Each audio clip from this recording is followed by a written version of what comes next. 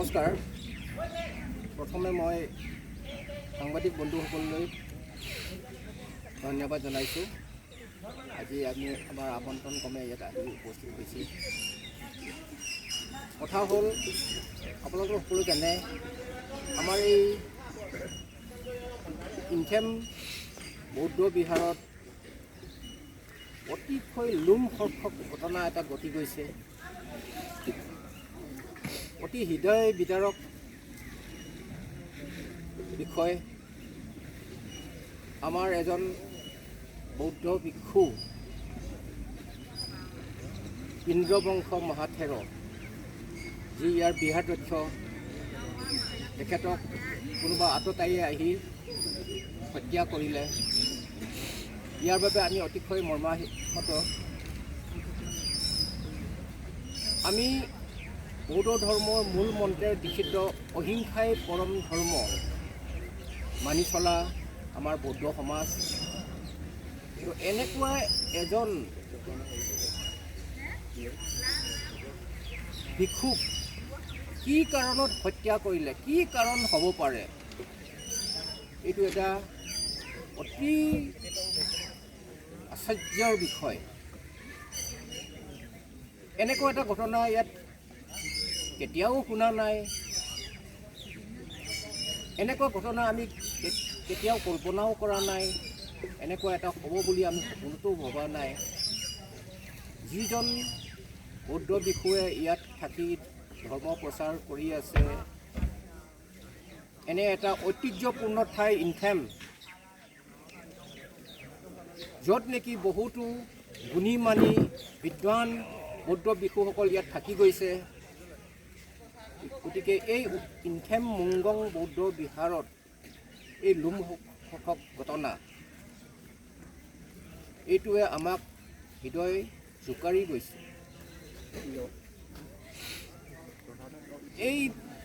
এই ঘটনাটো, এই হত্যাকাণ্ডৰ উচিত তদন্ত আমি বিচাৰিছোঁ। প্ৰশাসনৰ ওপৰত আমাৰ বিশ্বাস আছে। আমাৰ দাবী আছিলে হত্যাকাণ্ড ধৰা পৰাৰ 24 ঘণ্টাৰ ভিতৰত এই আততায়ীক ধৰা পেলাব লাগে আৰু উচিত শাস্তি দিব লাগে, এইটো আমাৰ দাবী আছিল। কিন্তু এতিয়ালৈকে আমি এইটো গম পোৱা নাই কিমান দূৰ আগবাঢ়িছে, কি পৰ্যায়ত আছে। গতিকে আমি পুনৰ প্ৰশাসনক, পুলিচ প্ৰশাসনক আমি অনুৰোধ জনাইছোঁ, অনতিপলমে এই হত্যাকাৰীক কৰায়ত্ব কৰক, অন্যথা আমি গণতান্ত্ৰিক পদ্ধতিৰে প্ৰতিবাদৰ কাৰ্যসূচী ল'বলৈ বাধ্য হ'ম। কেলৈ আমাৰ ৰাইজ সকলো ক্ষোভিত হৈ আছে। কি হৈছে কি নাই এতিয়ালৈকে এই তদন্তৰ জানিব পৰা হোৱা নাই। ক'বলৈ ভাষা নাই এই হত্যাকাণ্ডৰ সম্পৰ্কে।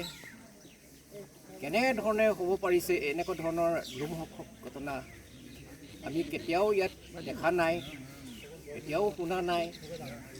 আমাৰ এজন ধৰ্মগুৰুক হত্যা কৰি পেলালে। গতিকে আজি আমাৰ পৰৱৰ্তী ইয়াত কি হ'ব, এতিয়া আমাৰ এই পৰিস্থিতিটো ইয়াত। সেইকাৰণে আমি আজি সদ্যহতে আমি বৌদ্ধ বিহাৰৰ পক্ষত আমি এটা আলোচনাত মিলিত হৈছোঁ। এই বিষয়ে আমি আলোচনা কৰিলোঁ। আমাৰ একমাত্ৰ দাবী, ইয়াৰ উচিত বিচাৰ হ'ব লাগে। অনতিপলমে অপৰাধীক কৰায়ত্ব কৰি উচিত শাস্তি দিব লাগে, আৰু এইটোৱে অনুৰোধ জনাই মোৰ এই বক্তব্য সামৰিছোঁ।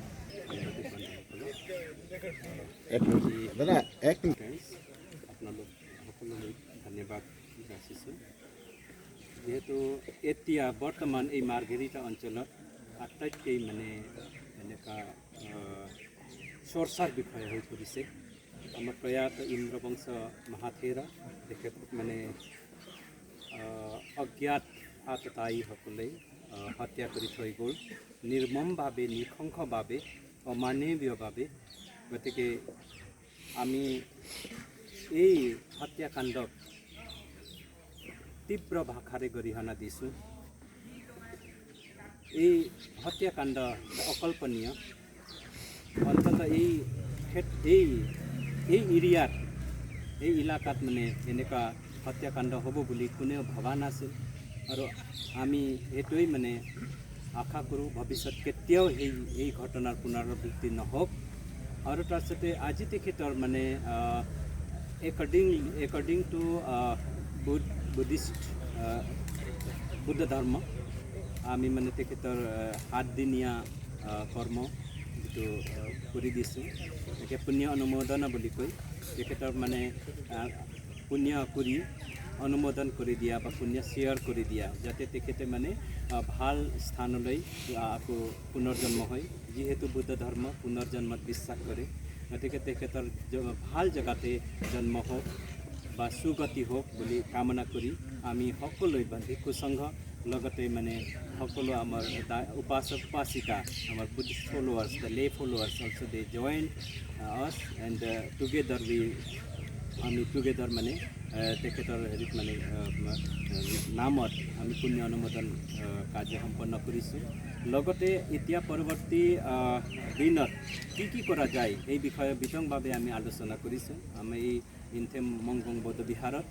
আৰু আমি নিৰ্ণয় লৈছোঁ আজিৰ সভাই আমি নিৰ্ণয় লোৱা হৈছে তেখেতৰ নামত এখন পুস্তকালয় লাইব্ৰেৰী স্থাপনা কৰা, যাতে তেখেতে মানে ভৱিষ্যত প্ৰজন্মলৈকে তেখেতৰ নাম হেৰাই নাযায়, তেখেতে মানে জীয়াই থাকে সেই পুস্তকালয়ৰ যোগেদি। আৰু আমি মিডিয়া বন্ধুসকলক আপোনালোকক অতি ধৈৰ্য্যৰে ইমান সময়লৈকে বহুত দেৰিলৈকে আপোনালোকে অপেক্ষা কৰি আছিল।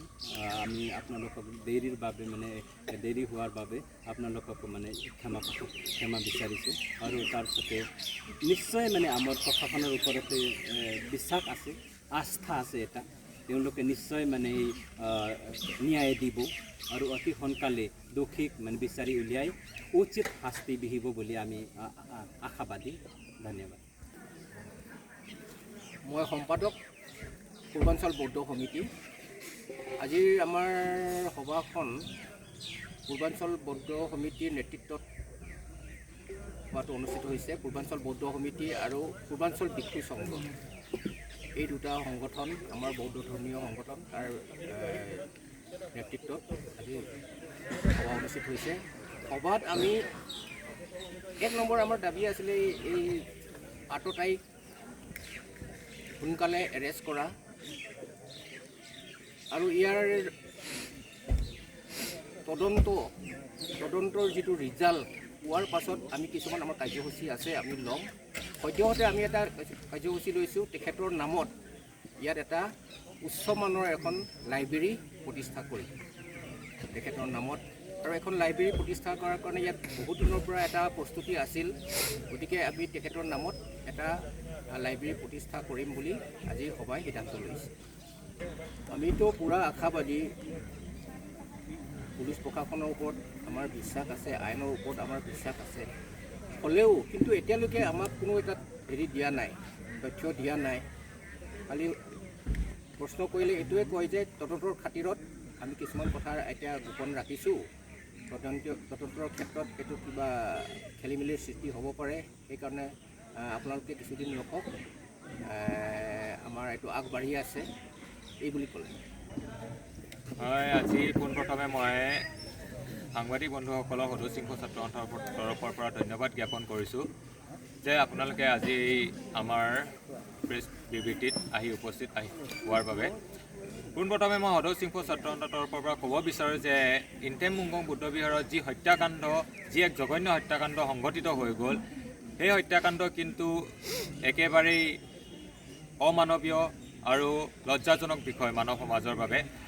আমি সদৌ সিংহ ছাত্ৰ সন্থাই প্ৰশাসনক ইতিমধ্যে আগতো আমি সংবাদ মাধ্যমৰ যোগেদি কৈ আহিছোঁ যে তেখেতলোকক 24 ঘণ্টাৰ সময়সীমা আমি বান্ধি দিছিলোঁ, কিন্তু তেখেতলোকে আমাক কিছু সময় আৰু খোজাৰ বাবে আমি তেখেতলোকৰ লগত সহযোগিতা আগবঢ়াই আহিছোঁ।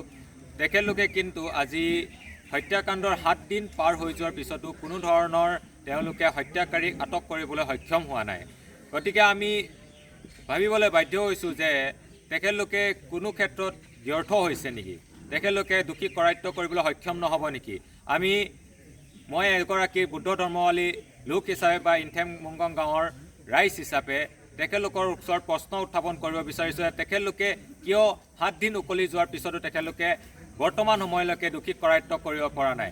আমি তেওঁলোকক 24 ঘণ্টাৰ সময়সীমা বান্ধি দিয়াৰ পিছতো তেখেতলোকে আমাৰ লগত তেখেতলোকক সহযোগিতা আগবঢ়াব কোৱাৰ বাবে আমি সহযোগিতা আগবঢ়াই আহিছোঁ। তেখেতলোকে তেনে সহযোগিতা আগবঢ়াই অহাৰ সময়তো তেখেতলোকে যে দোষীক 7 দিনৰ পিছতো কৰায়ত্ব কৰিব পৰা নাই, তেখেতলোকে সেই কাৰণৰ বিষয়ে আমাক অৱগত কৰক।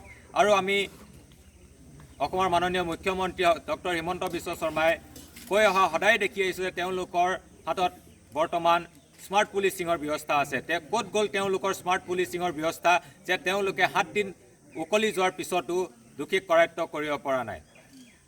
তেখেতলোকে অতি শীঘ্ৰেই দোষীক কৰায়ত্ব কৰক আৰু উচিত শাস্তি প্ৰদান কৰক। তেখেতলোকে বুদ্ধ ধৰ্মাৱলী লোকসকলক ন্যায় প্ৰদান কৰক, ইনথেম মুংগংবাসী ৰাইজক ন্যায় প্ৰদান কৰক। এয়া নহয় যে আজি এই ঘটনা বুদ্ধ ধৰ্মাৱলী লোকৰ লগত হৈ গৈছে। অহাকাইলৈ হয়তো কোনো এখন নামঘৰত হ'ব পাৰে, হয়তো কোনো এখন গীৰ্জাত হ'ব পাৰে, হয়তো অন্য ধৰ্মাৱলী লোকসকলৰ ক্ষেত্ৰতো এনে ঘটনা হ'ব পাৰে। কিন্তু আজি কিন্তু ৰাইজ ক্ষোভিত হৈ আছে। আমি তেওঁলোকক অৱগত কৰি আহিছোঁ যে ৰাইজ ক্ষোভিত হৈ আহিছে। কিন্তু তেওঁলোকে তদন্তৰ আওতালৈ কিছুমান নিৰ্দোষী ব্যক্তিকো হয়তো নিব পাৰে। তেনে নিৰ্দোষীক তেওঁলোকে যাতে শাস্তি প্ৰদান নকৰে, উচিত যি প্ৰকৃত দোষী আছে তেওঁলোকক কৰায়ত্ব কৰক আৰু যাতে ৰাইজ হাৰাশাস্তি নহয় তাৰ বাবে তেওঁলোকে ব্যৱস্থা গ্ৰহণ কৰক। আৰু আমি সদস্যিংহ ছাত্ৰ সন্থাই তেওঁলোকক সকীয়াই দিছোঁ যে অনাগত দিনত যদি গণতান্ত্ৰিকভাৱে আমি ৰাজপথত আন্দোলন কৰিবলগীয়া হয়, তেতিয়াহ'লে কিন্তু একমাত্ৰ প্ৰশাসন আৰু প্ৰশাসনেই দোষী হ'ব। ইয়াত কিন্তু কোনো ধৰণৰ ৰাইজ বা সদস্যিংহ ছাত্ৰ সন্থা দায়ী নহ'ব। ধন্যবাদ। হয়, তেওঁলোকে আমাক অৱগত কৰিছে যে এজন দোষী বুলি নকওঁ মই এই সময়ত, তেওঁলোকে এজন ব্যক্তিক আটক কৰাৰ কথা আমাক সদৰি কৰিছে আৰু তেখেতক তেওঁলোকে আদালতত হাজিৰ কৰি 4 দিনৰ আৰক্ষী জিম্মাত লোৱাৰ কথা তেওঁলোকে আমাক সদৰি কৰিছে।